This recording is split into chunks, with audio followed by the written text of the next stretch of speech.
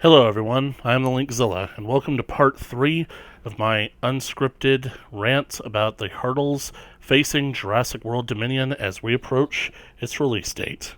Now, well, I think that with the last two parts of this, I've basically been mostly just criticizing the critical response that the audience has, because they're going to basically be a challenge, because if they're going into this already expecting the worst, then the movie literally won't be able to thrive.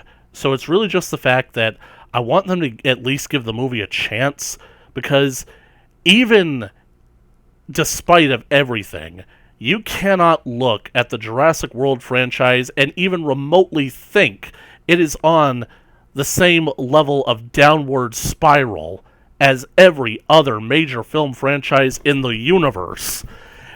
People are looking at this movie and treating it like it's Terminator Dark Fate. This thing literally kicks Dark Fate into the mud and buries it. Effectively speaking, these movies are on such a high level of quality that it literally just staggers me that so many people just treat them as more of the same. And I've literally said it, the people who are making these movies aren't doing it for greed. It's not being done for profit. Granted, it is being done to fulfill a nearly 30-year-old contract at this point, but that's for an entirely different video. What is actually going on is that Spielberg literally spent years, nearly 14 years since the end of Jurassic Park 3, figuring out how he was going to salvage this thing, figuring out how he was going to bring Jurassic Park literally back from the dead after Kathleen Kennedy nearly killed it. So eventually he meets up with Colin Trevorrow, they get to talking, and then Colin comes up with an idea, not a reboot, but something that basically reintroduces the idea of Jurassic Park, gets it back into the public conscience, and finally tells a story that actually has a planned out direction. They knew where this trilogy was going to go, and that's when they started planning it. They wanted to have it out by 2013, but unfortunately, they wasn't able to basically get ready by then. We missed Jurassic Park's 20th anniversary back then, but we got it by 2015. So what I'm saying is that there was a lot more time, effort, and dedication put into this series than any of the Hollywood schlock that's being driven out by the Agenda Factory nowadays. And it basically goes to show that, because, like I said in my last Jurassic World Dominion video, the one character that they use as the mouthpiece for all this obnoxious posturing that Hollywood does nowadays, she's no longer in the movie. Granted, I think that they're going to pass the buck to somebody else, but at the end of the day, at least basically we only get it from one character. And it's not going to take over the entire franchise. Let me just basically put it like this. If it was taking over the entire franchise, Owen would be depicted as an incompetent boob who needs to be rescued by the female characters. Instead, he's a man of action that basically knows what he's doing. Sure, the female characters in the movie don't need to be rescued, but that doesn't mean that Owen is basically useless. He's still the one that's coming up with ideas on how to basically use his training and his expertise in dinosaur behaviorology in order to figure out how to come up with methods to basically not only survive the dinosaurs, but use them to get where they need to go.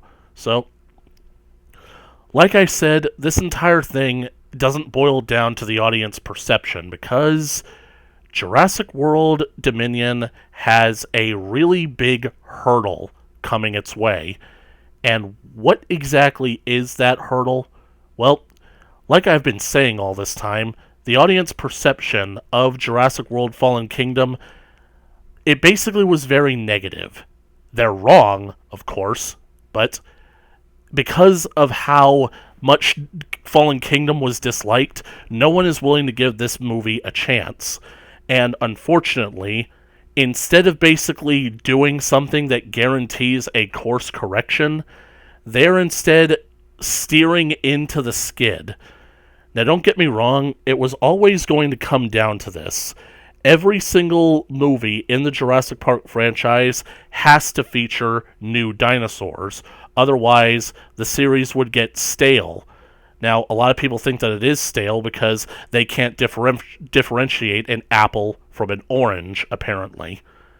But the simple fact is that it was always about showing new dinosaurs. And I'll get to why that is in a moment. But honestly,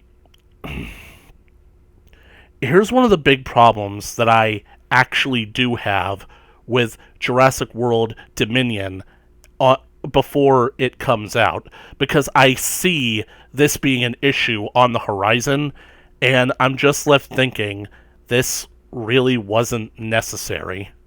You see,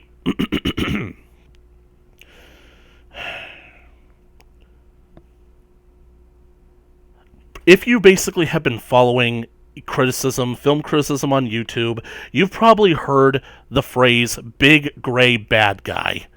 And it's basically a term that I think began with the first Iron Man movie, in that Iron Man is this really bright and colorful character, and his main villain from the first movie is just a larger, gray version of himself that he has to defeat. Yeah, it's easy to make something sound bad when you intentionally omit details and just boil it down to its simplest argument, doesn't it? The simple fact is, I don't get why people dislike Obadiah Stane from Iron Man 1. I think that he's a great villain, and he does exactly what he needs to do, which is basically to be the dark side of Stark Industries business. So, what do people have against him? Why do people not like him? So, but the point is that this phenomenon of fighting a big gray version of yourself, a lot of people think that it's a trend in Hollywood. Now, granted, I can understand why they would think that, because a lot of films do basically seem to feature a gray-colored counterpart that's supposed to be larger and stronger than the I guess, the protagonist or the good character in the movie, and so that's the character that they have to defeat. However, some people have tried to apply this to the first Jurassic World movie, and they say that that's basically evidence that that the quality of this movie is not good, and that's a load of succotash. Effectively speaking, the Indominus Rex is more than what you people are giving it credit for.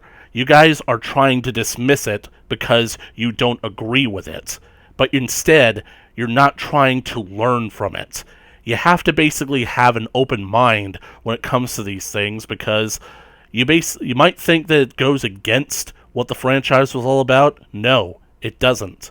It literally is what the franchise was all about, and it literally was an inevitability once you basically had gotten to this point. The Indominus Rex is a hybrid dinosaur that was created by mixing various types of dinosaur species together in order to create something new, something that was inherently unknown, something that was completely uncontrollable, and just so coincidentally came out as being white. Not gray, white.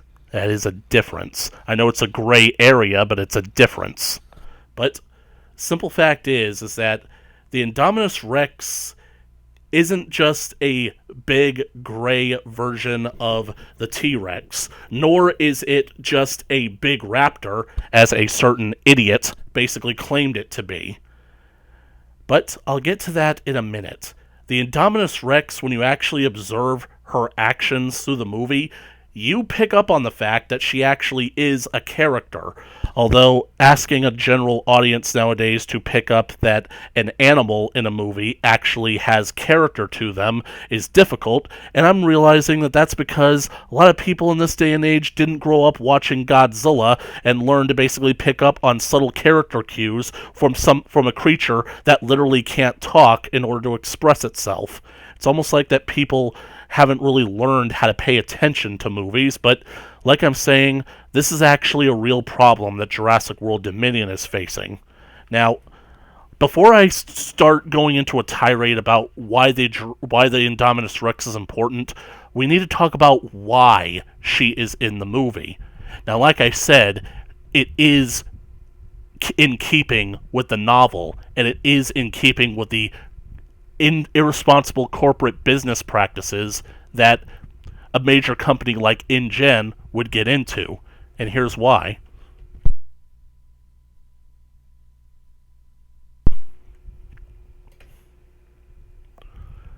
From the original Jurassic Park novel and the original Jurassic Park movie, it was flat out stated that they didn't have the complete DNA sequence of any dinosaur. They managed to get most of it, but it was always going to be full of holes, because DNA gets damaged the longer that it is preserved. They managed to get their hands on enough, but they had to fill in the gaps with something. So they filled it in with amphibian DNA. And that led to a whole bunch of strange side effects from the dinosaurs having basically amphibian features in the Jurassic World novel. It's not just the idea that the Tyrannosaurus can't see with vision because it's based on an amphibian visual cortex. It's the fact that, literally speaking, the other dinosaurs can flick out their tongues like lizards, and the Velociraptors can literally develop camouflage. This was always a series about not dinosaurs, but hybrid facsimile of dinosaurs. And what's even better is that one of the concepts for the T-Rex, back when it was being modeled for Stan Winston Studios, it was actually going to have frog-like features. It was going to have these raised ridges all covering its eyes to basically make it look like it has frog eyes. It was going to have a wider mouth, kind of like a frog's. It was going to look something monstrous. Not something natural or something real, something monstrous. And the original storyboards for the raptors were going to feature the raptors flicking their tongues like they do in the novel, and Jack Horner's like, no, let's not put that in the movie. They didn't do that. And it's like, yeah, that's not the point that they didn't do that IRL. They did that in the book because these aren't dinosaurs. They're mutants. They're hybrids. So, all that being said, these dinosaurs are hybrids made from dinosaur and amphibian DNA, so it was literally only a matter of time before InGen decided, you know what, instead of using the DNA of amphibians to complete these dinosaurs, why don't we just use the DNA of other dinosaurs to finish them? Because, like, based on evidence from the novel, you can basically get a good amount of DNA of certain dinosaurs from certain parts of the world, but other parts of the world would be tricky.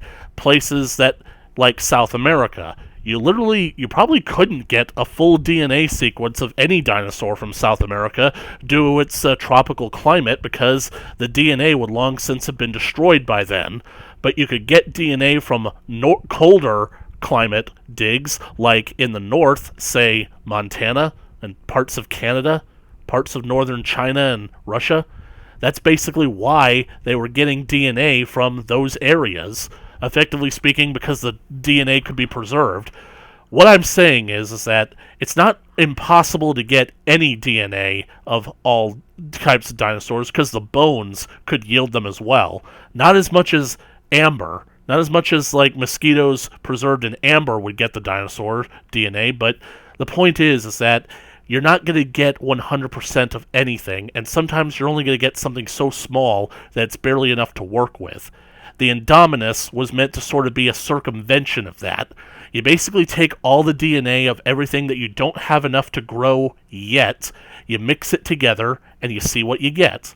It's kind of a means of, like, allocating resources that you don't have any particular use for yet.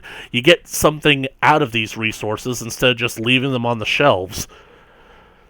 Now, that's the in-universe explanation for the Indominus Rex, apart from the fact that Henry Wu was working with Hoskins the entire time and literally designed the Indominus Rex to be a weaponizable dinosaur in tandem with the raptor training method pioneered by Owen. But the point is that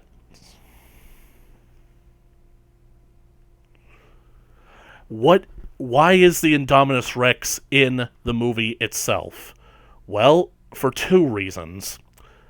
And I'm going to get to the main reason why this particular rant in a moment. But here's the real reason that the Indominus Rex is in the movie. Here's basically like the preferred reason that actually like does a better job, gives the movie a benefit of the doubt. The Jurassic Park franchise is always about making commentary about something. And like I said, this theme of making a hybrid dinosaur is in keeping with the novel. Literally, Henry Wu's character is similar to how he is in the original novel, but his perspective has changed. Instead, in the novel, he was about wanting to scientifically augment the dinosaurs' DNA to make them safer and more marketable. Whereas in this movie, he's like, no, we gotta basically are changing them to make them a bit more dangerous so that we can sell them to the military because the park isn't going to survive much longer. So, but the point is that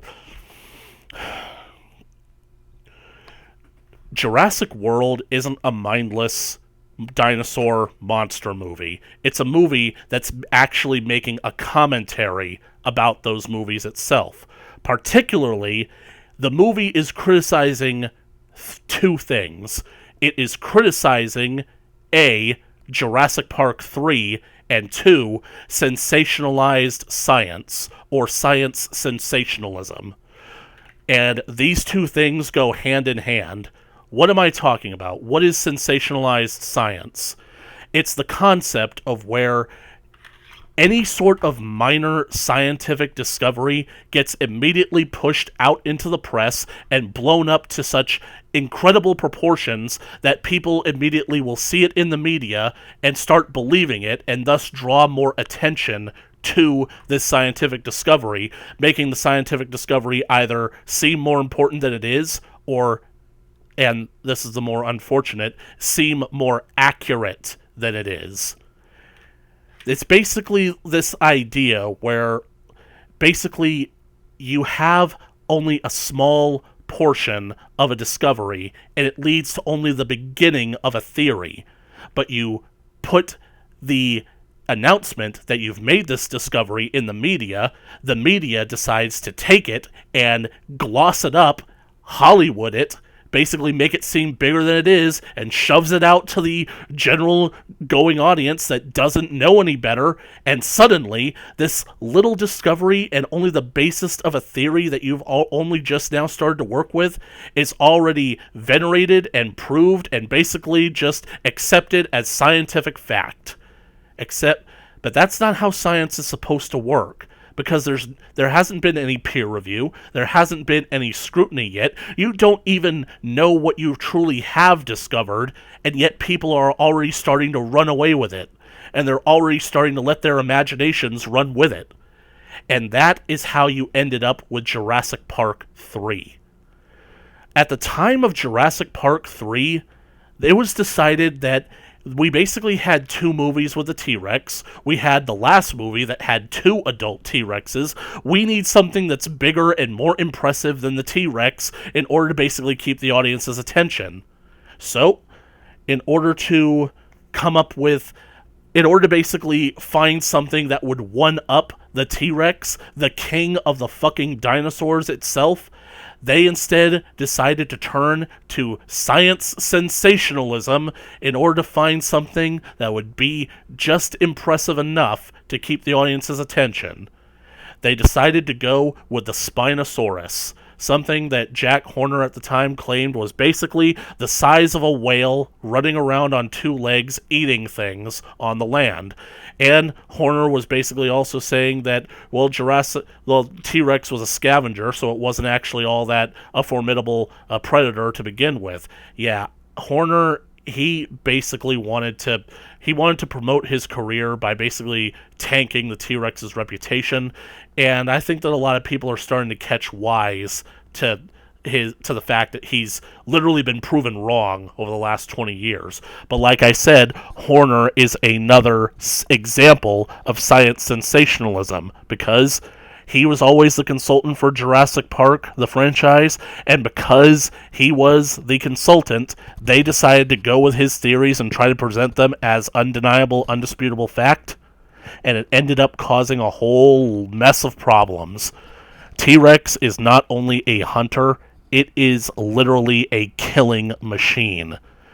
Just because it could scavenge doesn't mean it only basically survived on scavenging alone, and yet so many people still believe that myth, and it's just ridiculous. But the point is, back to the Spinosaurus. The Spinosaurus was the sensational new dinosaur discovery that was supposedly larger than the T-Rex and was going to basically be the new guy on the block. We hadn't even found a complete skeleton of the Spinosaurus at the time of Jurassic World's filming. We had a skull, we had some vertebrae, we had some claws, and little to nothing else. A complete skeleton of the Spinosaurus wouldn't be found for years after Jurassic Park 3. So, every single thing that we saw of the Spinosaurus in Jurassic Park 3 was literally made up based on assumption. And the last, how many years has it been? 21 years since Jurassic Park 3 has literally proved that everything about the Spinosaurus from that movie was 100% wrong. Which is why the Jurassic World marketing campaign had to come in and retcon the animal that we saw in Jurassic Park 3 to being the original hybrid dinosaur, the alpha build of what would eventually become the Indominus Rex project. Effectively speaking, the animal that we saw there was a hybrid that was designed to rein in the T-Rex population on Isla Sorna, but of course it went out of control. So, what do we know about Spinosaurus nowadays? Well, as it turns out, it's not even a terrestrial theropod dinosaur at all.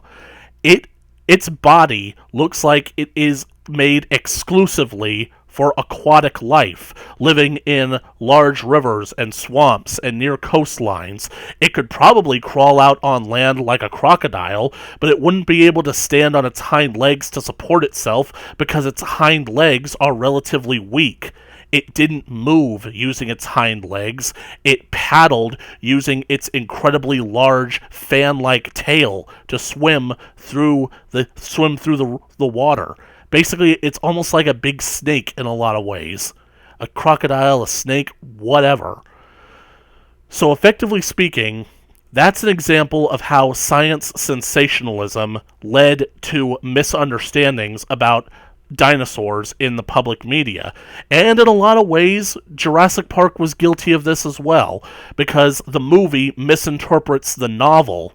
In the movie, Grant was already immediately under the assumption that Tyrannosaurus Rex could only see based on movement, based on the fossils alone, whereas in the book, Grant figures this out while the T-Rex is attacking the Land Rovers. He remains completely still, and the Rex loses track of him. So he comes up with the deduction that the reason must be because of the amphibian-like visual cortex that the dinosaurs of Jurassic Park have, which were caused by the amphibian DNA. It was never meant to be an actual theory that was supposed to be taken literally.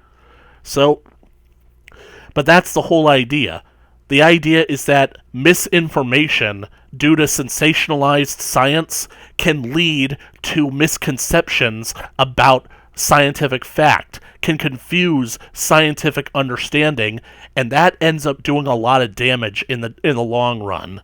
I mean, take this for example. You guys remember when it basically became the popular idea that dinosaurs had feathers, despite the fact that only a few species have actually been shown to actually have feathers? Suddenly, every single paleontologist out there wanted to suddenly get into the media and get popular, get rich, and get notoriety by claiming that every dinosaur had feathers, especially the Tyrannosaurus Rex. And back in the early 2000s, the feather idea got so crazy that they literally started portraying Tyrannosaurus Rex with not just a coat of feathers, but an incredible puffy coat of feathers that literally made Tyrannosaurus Rex look like a giant fucking chicken. These people were hucksters. They were con artists. They are trying to basically make a name for themselves by basically coming up with something so absurd in order to make a name for themselves. However, and the media, they printed it, they pushed it out on the people, and there are people out there who ate it up. Which is why you get so many obnoxious Jurassic Park fans claiming the dinosaurs in Jurassic Park are inaccurate because they don't have feathers.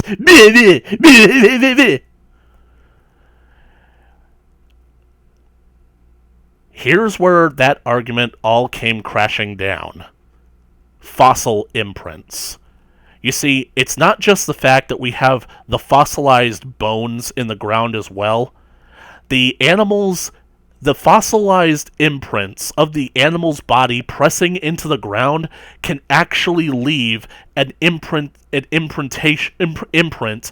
give us an indication of what the animal actually looked like as it lived in real life. That's actually how we discovered that certain dinosaurs did have feathers, that there were some animals whose imprints are intact enough to where they displayed feathers in the rock, in relief in the rock and stone. Tyrannosaurus rex, however, we have several skeletons that have been discovered, and the imprints surrounding the skeletons have never once indicated that Tyrannosaurus rex ever had any sort of feather plumage, because all the imprints depict is leathery, pebbled skin, like that of a reptile's. Now, don't get me wrong, dinosaurs are the ancestors of birds. Heck, birds literally are dinosaurs. But that doesn't mean that all the dinosaurs were along that evolutionary path as of yet, because I think that the feathers were still a relatively new development. And it is a case-by-case basis, because the dinosaurs, most of the ones that had feathers couldn't fly. There were smaller dinosaurs that could glide between trees, but the larger flying reptiles that we know as pteranodons, they didn't fly using feathers because they didn't need to. They had membranes, flesh, that basically connected their fingers together to form wings, kind of like a bat. So, if you don't need feathers for flying, what do you need them for? You need them for warmth. You need them for keeping warm. When you're a small animal, your body heat is basically important because it's easy to get cold a whole lot faster. So if you're a small dinosaur, you're going to need plumage of feathers in order to keep warm. But when you're a huge dinosaur, standing at about 20 feet tall and 40 feet long, and living in basically one of the warmest climates of the Cretaceous period in the North American continent, in an area that is rife with active volcanoes, what the heck are you going to need feathers to keep warm for? Now, don't get me wrong, it's possible that T-Rex may have had feathers, but I think that they worked a lot like penguins. Penguins, when they are born fresh out of the egg, they have a layer of downy feathers on their bodies, but as they mature into their adult forms, they shed their feathers. I think that certain dinosaurs could have done the same, because when you're a small baby, you're going to need a lot more protection from the elements, especially since after a couple of months, your parent is going to lose their parental instincts and they're going to try and eat you if you don't clear out of the way. So, you're going to need something that protects you a bit more until you're ready, your body is ready to protect itself. As you get bigger, your body signature becomes much more stable and easily to regulate. So you don't need to basically seek shelter or hide yourself in order to stay warm when the going gets cold. An adult T-Rex doesn't have any sort of feathers on it. I am positive of that. And yet the people who wanted to so badly to claim that T-Rex was now a feathered dinosaur, they weren't willing to admit that they were wrong, because that would literally mean the end of their careers. They instead decided to double down. It's like, oh, well, the fossil imprints only show the sides of the animal's body, not anything along the back or the top of the head, so that's where the feathers are. We just haven't found an imprint that proves that the feathers are there yet. That's literally called the God of the Gaps, where any sort of hole in reality is then filled with your agenda, your conclusion, and you can't prove it wrong. Nobody can prove you wrong because nobody can prove it right. So, that's why you basically have these ridiculous depictions of Tyrannosaurus Rex basically having a feathered back when it literally doesn't need them. Everybody who's basically saying that dinosaurs have feathers are not considering that certain dinosaur species would have no need for feathers. So, why would they have feathers to begin with? Thankfully, the myth about the feathered Tyrannosaurus Rex is dying, and a whole lot of the feather crowd is finally starting to be reined in for the frauds, hucksters, and idiots that they are. I'm not saying that no dinosaurs were feathered, but I'm saying that it really wasn't as sensational as the media wanted to portray it as. But, so that's basically how you got a movie like Jurassic Park 3. They basically made faulty assumptions about an animal that they knew next to nothing about, and they ended up basically creating something that was not only scientifically inaccurate, but was largely hated by the audience, because it was literally them trying to replace the Tyrannosaurus Rex, the series mascot, with something that they deemed was, quote, bigger, cooler, and scarier. Effectively, they thought the audience wanted more teeth, when all we wanted was just more of the fantastic world that Jurassic Park had created. At least, that's what I thought we wanted. But apparently, people in the audience, they don't know what they want. Because the Jurassic Park franchise gives us something new and thought-provoking with every single movie, and it's never enough. It's just not enough for these people. So, this one is going to be a bit longer, so what is the purpose of the Indominus Rex in Jurassic Park?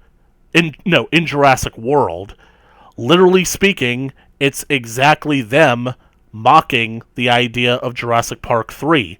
It's the fact that the people of Jurassic World think that the park is failing, so they need to come up with something bigger and more exciting in order to stave off bankruptcy in order to keep the audience interested.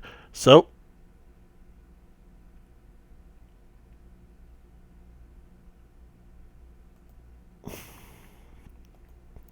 they create something that is bigger and scarier than the T-Rex, thinking that it'll draw a huge crowd, and yet everything ends up going out of control, and everything just goes wrong at the end.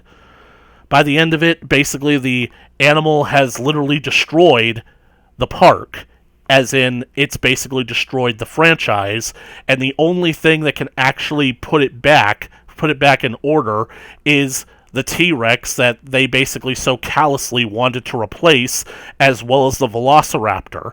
That was Jurassic World, the makers of the movie, acknowledging that the true stars of the Jurassic franchise will always be the Tyrannosaurus Rex and the Velociraptor, regardless of how scientifically inaccurate the raptor might be. Effectively, it's them sort of giving an, I hesitate to use the word apology for for Jurassic Park 3, but it is them acknowledging that it was wrong. And you literally don't have to go far to get that commentary, considering that literally the shot right before the final battle between Rexy and the Indominus begins, Rexy is chasing Claire, Claire throws the flare at the Indominus, and Rexy bursts through the on-display skeleton of a Spinosaurus. That, yeah, that's subtle right there. That doesn't need to be subtle. That's literally the movie flat out saying this is the correction for Jurassic Park 3. This animal is the star of the franchise, and it always will be, regardless of what we come up with to try and usurp its place. Because we're not trying to replace it, we're coming up with things to challenge it for excitement, but Rexy will always be on top from now on. Jurassic World was a course correction after the mistakes that were made in Jurassic Park 3.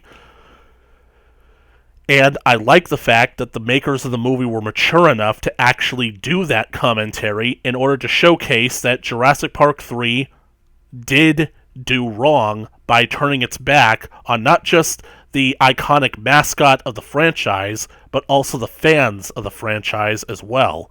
Because, I'm not gonna lie, as an 8-year-old kid seeing Jurassic Park 3 in the movie theaters, watching the T-Rex get killed by the Spino was one of the hardest things that I've ever had to do, and I honestly just look back on it in disappointment, because even if you are going to want to have the T-Rex lose to the Spinosaurus, why kill it off so early in the movie? Why not keep the Rex alive so that they can fight several times throughout the movie and basically up the excitement? Like, by the end, it ultimately doesn't matter who wins or loses, as long as we basically get to see something that is entertaining, something that is spectacular. And I think that should lead nicely into the fourth and hopefully final part of my little rant here. Now, granted, this one I had to basically cut short because I know that this little rant about the Jurassic World and science sensationalism is going on a bit too long, and I ultimately want to keep these videos short enough to where you guys will be more inclined to watch them or listen to them, instead of basically like the big 2-hour chunks that I've been doing. So I'm going to complete my thoughts about why the Indominus Rex is in the movie from a marketing standpoint rather than an in-universe one, or the creative process for it. So, hope that you guys will join me for the next part, and as always, I'll catch you guys in the next video. Later.